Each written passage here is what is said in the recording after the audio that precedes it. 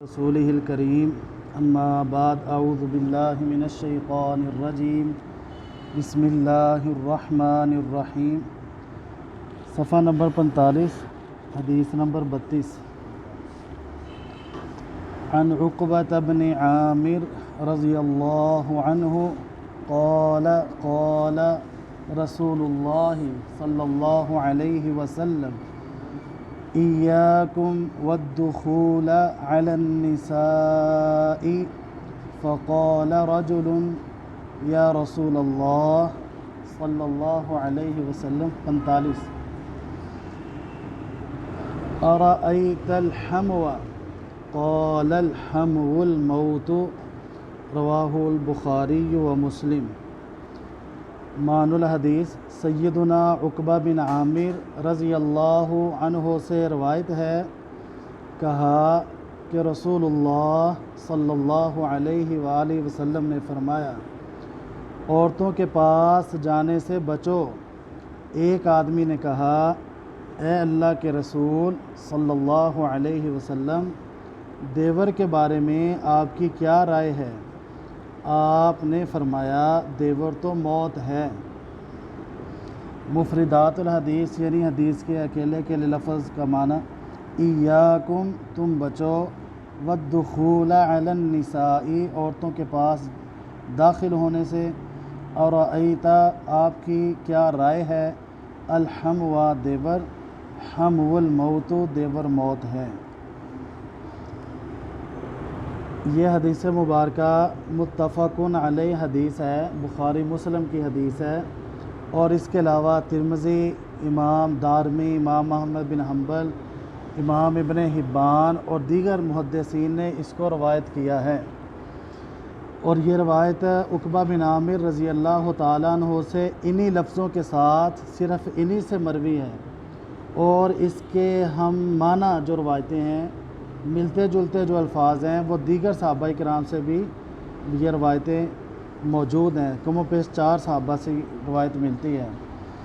عقبہ بن عامر رضی اللہ تعالیٰ عنہ یہ بیعت عقبہ میں رسول اللہ صلی اللہ علیہ وسلم کے پاس مسلمان ہوئے تھے۔ بیعت عقبہ کا مطلب یہ ہے کہ مدینہ سے 10 یا 12 لوگ آئے تھے، اور انہوں نے رسول اللہ صلی اللہ علیہ وسلم کو حج کے موقع پہ یہ دعوت دی تھی کہ آپ مدینہ میں آ جائیں اور ہم آپ کی حفاظت کریں گے اور آپ کی مدد کریں گے۔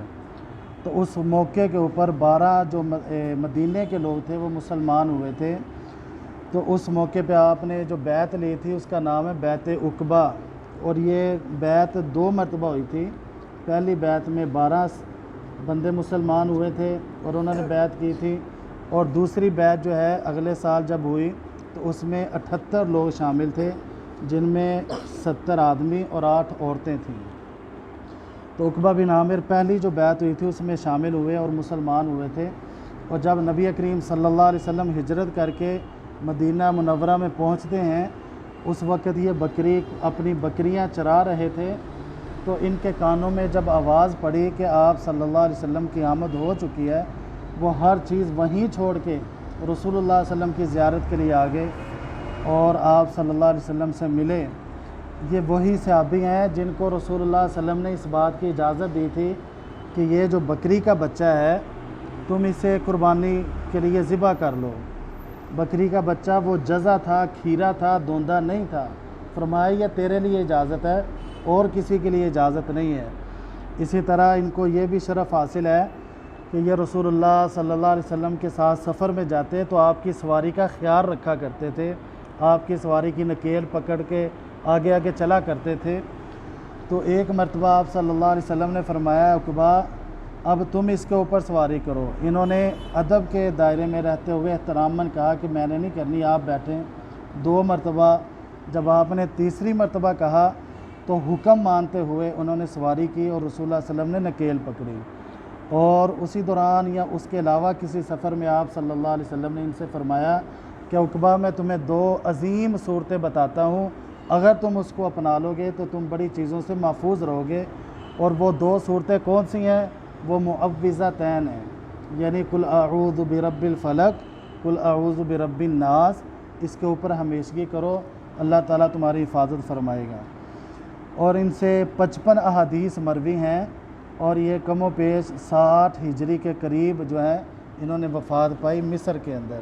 تو یہ بیان کرتے ہیں کہ رسول اللہ صلی اللہ علیہ وآلہ وسلم نے فرمایا ایاکم والدخول علی النساء، کہ عورتوں کے پاس جانے سے بچو۔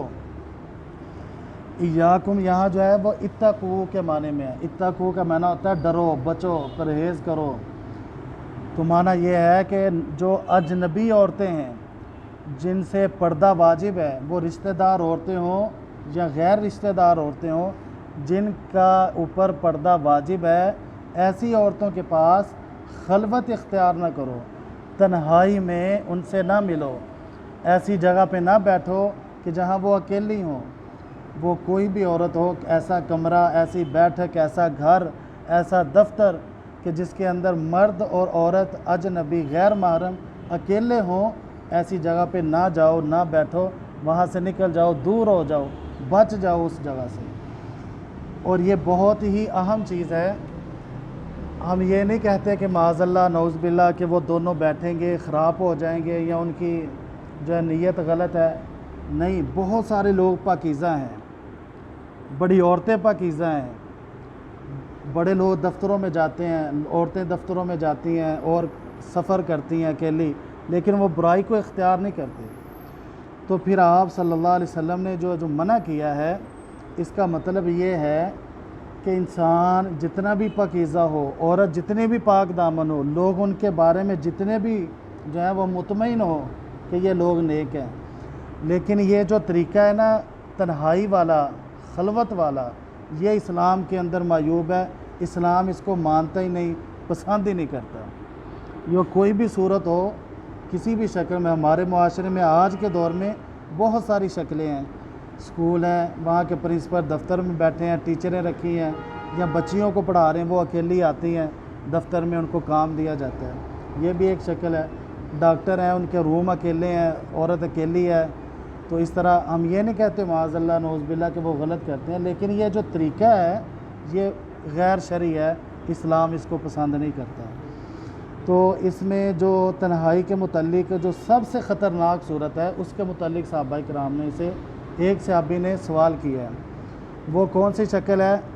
وہ ہے کہ خامد کے رشتہ داروں کے متعلق، خامد کی بیوی اس کے گھر کے اندر ہے، کبھی ایسا ہوتا ہے کہ وہ اکیلی ہے اور جن گھروں میں پردہ نہیں ہے وہ رشتہ دار آ رہے ہیں، کزن آ رہے ہیں، چاچے تائے مامے سب آ رہے ہیں، اور عورت جو اگر پردہ کرنے والی اس کو تو بڑی پریشانی ہے، اگر نہیں پردہ کرنے والی مسلمان تو ہے نا، وہ حکم اس کے لیے بھی ہے کہ تم جو ہے ایسے رشتہ دار جو خامد کے ہم اس رشتہ دار کو کہتے ہیں جو باپ اور بیٹوں کے علاوہ بھائی، چچے، ماموں، خالو، پھوپھے اور اس کے جتنے بھی کزن ہیں اور اس کے بھتیجے اور اس کے بھانجے، یعنی کہ صرف باپ اور بیٹوں کے علاوہ باقی جتنے رشتے ہیں عورت نے ان سب خامد کے رشتوں سے پردہ کرنا ہے۔ تو اس آیت میں، اس حدیث مبارکہ میں اس بات کو واضح کر دیا گیا ہے، اور صالح الحسینین جو ہیں وہ اس بات کے اندر اس حدیث کے تحت لکھتے ہیں کہ خامد کے لیے ضروری ہے کہ وہ عورت کے لیے الگ سے گھر بنا کے رکھے تاکہ پردے کا خوب انتظام ہو۔ اگر وہ الگ سے گھر نہیں بنا سکتا تو اسے چاہیے اپنے گھر کے اندر ایسی وہ پارٹیشن کرے، ایسا ماحول بنائے کہ عورت پردے کے اندر رہے، آنے جانے والے جو ہیں ان کو بھی پریشانی نہ ہو، عورت کو بھی مسئلہ نہ بنے۔ تو میرے بھائیوں، یہ تنہائی کے اندر جو ہے وہ ملنا اسلام کے اندر بڑا معیوب ہے۔ آپ قرآن پاک پڑھیں، سورہ مریم کے اندر اللہ کیا فرماتے ہیں؟ جب مریم علیہ السلام اکیلی اپنے اس کمرے میں جہاں عبادت کرتی تھی، اکیلی تھی، اب اچانک سے ایک بندہ ان کو نظر آیا، بڑا خوبصورت اور بڑا نیک اور صالح انسان نظر آیا۔ کیا کہتی ہیں؟ قالت انی اعوذ بالرحمن منک ان کنت تقیا۔ تو جتنا بھی نیک ہے، تو جتنا بھی اچھا لگ رہا ہے، جتنا بھی متقی پرہیزگار لگ رہا ہے، میں پھر بھی اللہ تعالیٰ کی، رب رحمان کی پناہ پکڑتی ہوں، میں تجھ سے بچنے کے لیے اللہ کی پناہ لیتی ہوں۔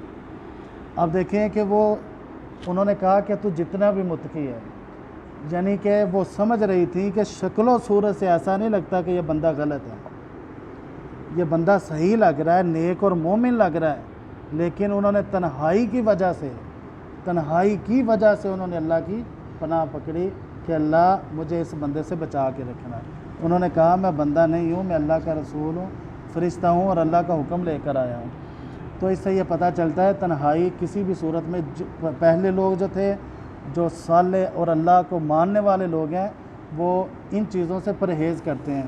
اب آپ دوسری مثال دیکھیں، امہات المومنین، طاہرات، مطہرات، طیبات، قانتات، حافظات، کتنی صفتیں اللہ نے ان کی قرآن میں بیان کی۔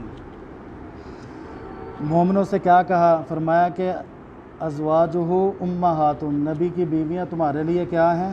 تمہاری مائیں ہیں۔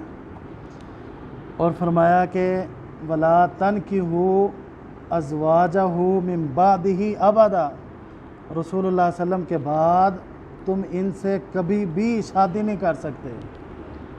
مائیں ہیں اس لیے وہ شادی ان سے نہیں ہو سکتی، یہ ان کا درجہ ہے، یہ ان کا مقام ہے۔ لیکن جب پردے کی باری آئی تو کیا فرمایا؟ وَإِذَا سَأَلْتُمُوهُنَّ مَتَاعًا، جب تم نے کسی سامان اور ضرورت کے متعلق ان سے سوال کرنا ہے، مِن وَرَاءِ حجاب، تو پردے کے پیچھے کرنا ہے۔ ان کا پردہ اور تمہارا پردہ واجب ہے، مائیں ہونے کا درجہ ہے۔ لیکن ہم یہاں کیا کرتے ہیں؟ یہ جی ہمارے دوست ہیں، یہ ہمارے پچھلے گاؤں کے ہیں، یہ ہماری برادری کے ہیں، ہمارا بڑا ان سے تعلق ہے، 20-30 سال سے ہمارا تعلق چلتا آ رہا ہے، ان کی عورتیں ہمارے گھر میں آتی ہیں، ہماری عورتیں ان کے گھر میں جاتی ہیں۔ تو اس طرح کی بے پردگی جو ہے، اسلام اس کو پسند نہیں کرتا۔ اسلام جو ہے وہ پردے کا حکم دیتا ہے اور تنہائی سے منع کرتا ہے۔ آج کے اس آیت کا، حدیث کا جو مطلب ہے، مقصد ہے، وہ یہ ہے کہ کوئی ایسا موقع انسان کے اوپر بن جاتا ہے کہ انسان گھر میں اکیلا ہے، محلے کی کوئی عورت آ جاتی ہے، کوئی بچی آ جاتی ہے کوئی چیز لینے کے لیے یا کسی عورت سے ملنے کے لیے، تو وہ اس کو اگر اکیلا ہے تو گھر میں داخل نہ ہونے دے۔ اور اگر کوئی ایسا دفتر ہے، کوئی ایسی جگہ ہے کہ جہاں مرد اور عورت کا جو ہے وہ دونوں کا تنہائی کا خدشہ ہے، تو وہ اللہ کا اور رسول کا حکم سمجھتے ہوئے وہ باہر چلا جائے۔ تو اسے اگر ہم اللہ اور اس کے رسول کے ایسے احکامات پہ عمل کریں گے تو انشاءاللہ ان کا فائدہ ہوگا۔ لیکن ہمارے ہاں جو ہے وہ اسلامی کلچر کم ہے اور وہ ہندوؤں والا جو کلچر ہے وہ بہت زیادہ ہے۔ لو جی ہم نے اس کو منہ بولا بھائی بنایا ہوا ہے، یہ جو محلے دار بہن بھائی ہوتے ہیں، اس طرح کی باتیں جو ہیں یہ اسلام کی باتیں نہیں ہیں۔ اسلام نے عورت کو بڑا تحفظ دیا اور ہر مومن کو پاک رہنے کے اس کے طریقے بتائے ہیں۔ تو یہ پاک رہنے کے ایک بہت بڑا طریقہ ہے۔ اللہ تعالیٰ مجھے اور آپ کو اور ہمارے سب گھر والوں کو اللہ اس پہ عمل کی توفیق عطا فرمائے۔ وآخر دعوانا